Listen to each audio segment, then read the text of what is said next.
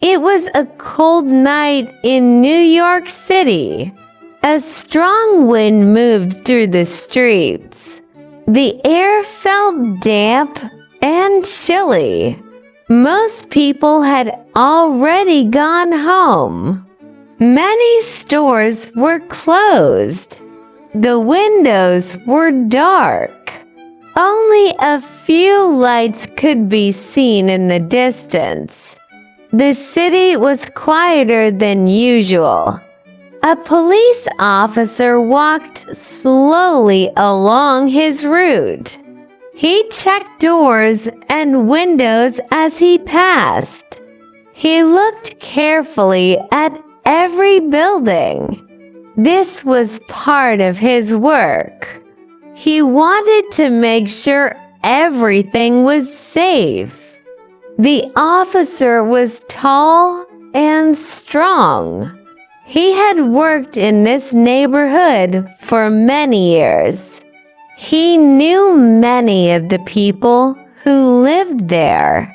He knew which stores stayed open late. He knew which streets became busy during the day. Tonight, everything seemed peaceful. The officer continued walking. His footsteps echoed softly on the pavement. As he turned a corner, he noticed a man standing in the doorway of a hardware store. The store was closed. The doorway was dark. The man stood quietly with his hands in his pockets. The officer walked toward him. Before the officer could speak, the man smiled. "Everything is fine, officer," he said. "I am not doing anything wrong. I am waiting for a friend." The officer stopped beside him. "Waiting for a friend on a night like this?" he asked. "Yes," the man replied. "Tonight is a very special night." The officer looked interested. The man took out a cigar and lit it. For a moment, the flame illuminated his face. The officer noticed that the man had sharp eyes and a confident expression. A large diamond pin shone on his tie. A fine watch chain hung across his vest.